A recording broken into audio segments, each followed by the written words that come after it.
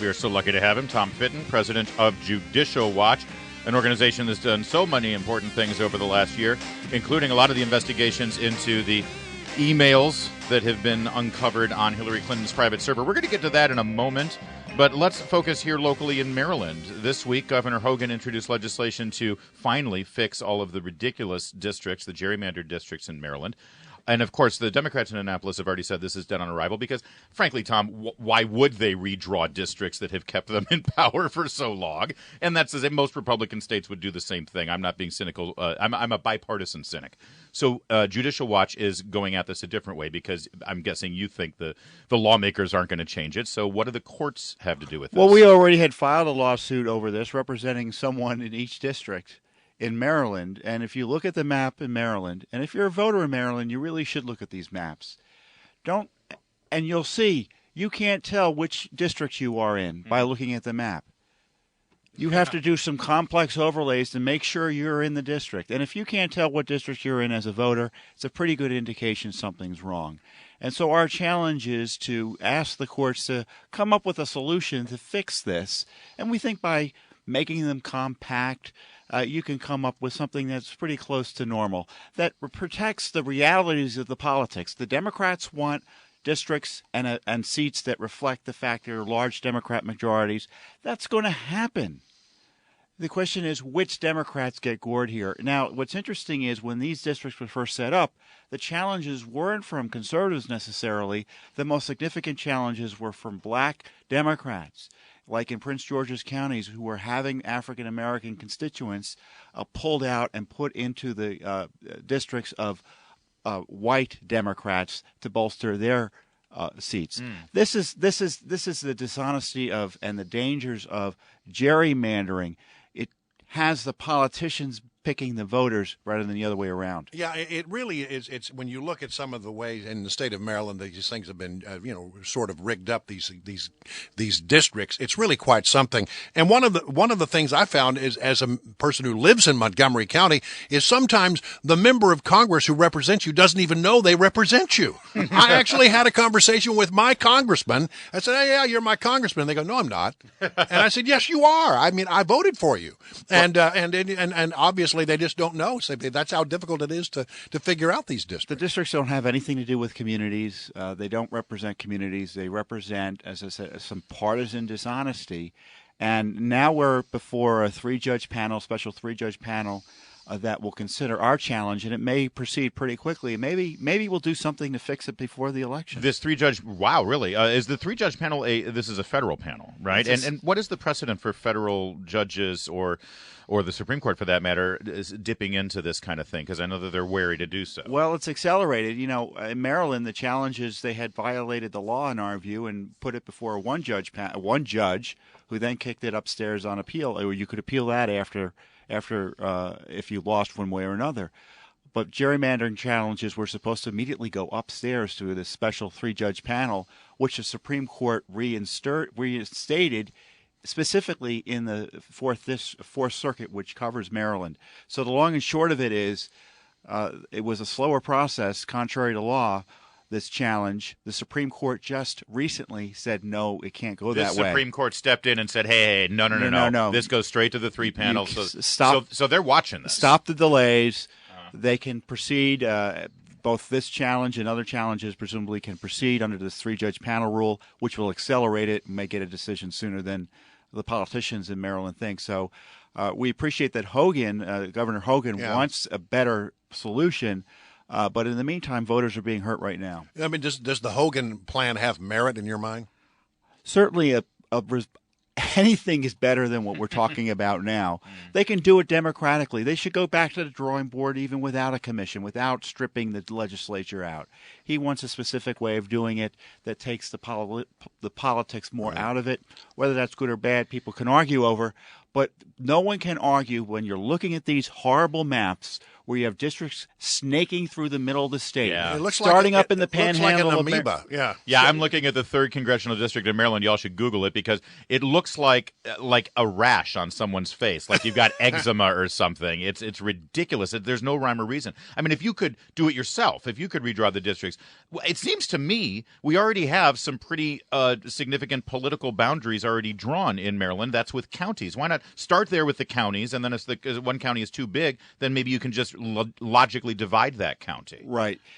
Congressional districts, when you look at the maps, typically they need to look squarish, compact, and look like communities. And you say, yeah, that's the 3rd district. That's Prince George's County. Yeah, that's the 6th district. That's Montgomery County, or that's northern Montgomery County. Largely, right. Yeah. Now, for instance, they changed the district in the part of that state from the the Panhandle of Maryland. There's a district that starts up there and comes all the way down into Montgomery County. Right, it dips into Montgomery County just enough to keep it a Democratic. Now, why would now you're a resident of Montgomery County. Do you think your congressman is best able to represent your interests and someone who lives up in the Panhandle? You're both Marylanders, but you've got different concerns. Got different ideas, right? Yeah. Of course. So what's the timeline on that? You just said that maybe this will be resolved in Maryland before the election. That's a pretty speedy timeline. Yeah, you could have the 3-judge panel say, no, this is not good enough pretty quickly in a few months. So we'll see. Keeping our fingers crossed, although I've learned never to predict how quickly courts move. And if that gets appealed, it goes to the Supreme Court? Yes, but I really think if the 3-judge panel rules in our favor or in the favor of any challengers, things might change more quickly than that. Well, we got some Hillary email questions for you. Yeah, stay right there, Tom. We're not letting him go. It's 7:44 on WMAL. I am in full agreement. 105.9 FM and AM 630. I cannot believe that I'm actually agreeing. Washington's Mall. WMAL. Welcome to the new year. As we put another year in the books, you got to reflect and think, well, what could I have done last year a little differently? Well, here's one thing. If a year ago you had heard me talk about Genucel and you started using it, well, you would be facing this new year with a whole new face, a whole new you, no more bags and puffiness under your eyes. So why don't you, get off the stick there and get it done now, so you'll have a 2016 without bags and puffiness under your eyes, and you're going to know it's working with its immediate effects in 12 hours or your money back. Plus, for a limited time, Genucel's are going to throw in the Platinum Dark Circle treatment for free. How about that? So, you get rid of the bags and the puffiness, you get rid of the dark circles, and it's a brand new you for the new year. Genucel works or your money back. Call 800-525-2720, 800-525-2720. While supplies last, Chamonix is throwing in that Platinum Dark Circle treatment for free. 800-525-2720, 800-525-2720. It is now 7:45 on WMAL. Time for traffic and weather for 10 minutes. First on the 5s, here's Jamie Whitten in the Hadid Carpet Cleaning Traffic Center. And Brian, we've been talking about the icy conditions. We knew this would happen with the melt and the refreeze. Right now, just talking to VDOT, crews are closing the ramps from the HOV lanes to get onto Edsel Road and to Seminary Road. We've had 2 separate accidents there. The ramps are icy. They're shutting it down. They're waiting for the crews to do the retreatment there. So if you normally get off at Edsel or Seminary Road, HOV commuters get off at Newington, so you don't have to turn around and go the whole way into town. Main lines are looking okay as you pass the landmark area, but the volume, again, Pentagon slowing across the 14th Street Bridge. Had 2 separate incidents on the freeway. The latest one near Main Avenue. Exit ramp from 66 East to the inner loop. Had a car spun out. Looks like it hit some of that snow, and they're still dealing with that. Watch for delays before you get to 123. Narrowed roadways, still an issue around the area. Allow plenty of time and keep your speeds down this morning. Metro Rail operating on a modified schedule. Trains every 8 minutes, and Metro Rail has put out a notice. Just expect to have more crowded trains than usual and the platforms. And now from GarageDoorRepair.com, the WMAL Weather Channel forecast. Roll through the next couple of days with some chillier air on the move. Cold front to the west of us. Head on through tonight, tomorrow. May produce a few clouds and flurry snow showers well west. Clouds and sunshine here today, colder start and a little chillier later, 42. Tonight we'll get some clearing after clouds early, 31. And with that front coming in, a west-northwesterly breeze tomorrow, a few clouds around, 39. I'm meteorologist Ray Stidgick from the Weather Channel on WMAL. Right now it's 27 degrees, 7:47 on WMAL. Oh, we're pleased to have Tom Fitton, the president of Judicial Watch. They do a lot of good work in trying to find out what your government is doing by going after the documents that you have a right to see, but the government holds on to. And no more better example of that, I think, Tom, than the case with Hillary and her email server and trying to find out what was going on with all that. In recent reporting, we learned that we're not going to get to see all of Hillary's emails, even though they were supposed to be out by the end of this month. And they're supposed to be out maybe today or tomorrow. We're not going to get that until probably the end of February, which means that we'll have the Iowa caucus, the New Hampshire primary, and the Nevada primary, all, and we'll be right on the doorstep of the big Super Tuesday primary before we get to know really what those last emails, and there's quite a bit of them, will actually show. Well, isn't that convenient? Yeah. How did that happen? They had this court-ordered process in one of the cases to get all of these records that she did turn over to the State Department. Remember, she's still withholding half of them to get them released by the end of the month. And the State Department last week, in a Friday filing, I believe, on the day of a blizzard, yes, says it's snowing. One of the reasons is it was snowing, so they needed an extra month. A month. And then one day of snow equals a month. We need a month. And then they said, oh, look, there are 7,000 emails that we should have sent to our colleagues in other agencies for interagency review. And that's what we always do, but we neglected to do that in this case. How so we have to wait for them. And so, it's going to be at least a month. So that delays responses in all of our cases because, that one big case had judges had said, okay, Judicial Watch, you can – any emails you're due will be done by the end of January, so stop trying to get in front of that. Right. That includes Benghazi. That includes her conflicts of interest. You name it, this topic, your topic of interest related to anything Clinton was doing at the State Department is potentially covered in these latest batches because many of them had been out there for a good period of time as it is, and now they may have an extra month. And I don't know what the court's going to do.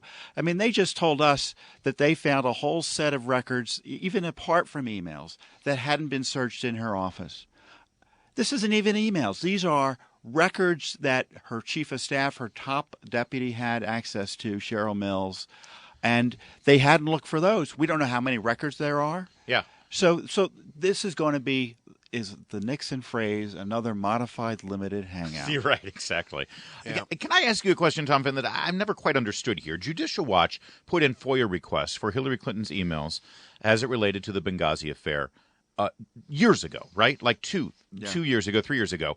And they came up with very limited response to you. And it was because her emails were on the private server, right? Yes, they didn't search. So here's my question. When you put in a FOIA request, are you supposed to specify the email address, or do you just say we want all the emails that were directed to or from Hillary Clinton, Secretary of State? Because it seems to me, if that's what the request is, and they said, oh, we don't have anything, that's a violation of the law right there. I mean, there's no two ways about it. It is, and the excuse they pretend is that, well, this was on her personal server, and we're saying, no, it wasn't a personal server. It was a server that everyone knew she was using to conduct all of her government business, and right. what and you're there's supposed no to doubt do, about that. and you're supposed to undertake a reasonable search. And may I also say really quickly, Hillary's response has always been, well, I sent this to people on the government server so they could be open to FOIA requests. So that explanation doesn't fly, does it? No, if you're getting an email from Sid Blumenthal about Benghazi, that one won't show up. That won't show up, and right. and emails. But all the ones that got sent to government email addresses, they still didn't give to Judicial Watch. So who's going to jail for violating the FOIA requests? That's my question. Well, if I were the Department of Justice investigating Hillary Clinton, avoiding the FOIAs would be an element of one element I would take into account to say, well, this was an honest mistake or not, or was something right. criminal. Very quickly, any sense about the FBI investigation? What's going to happen there? I think all these stories about the seriousness of the classified material that she has on there, and that it coming out, and the Inspector General of the intelligence community coming out and saying there's a big problem here with really sensitive material on her system, it tells me that there's a hunger for an indictment in the either in the Justice Department or in the FBI or in the national security community. Right. Tom Fitton, Judicial Watch. Always good to have you, sir.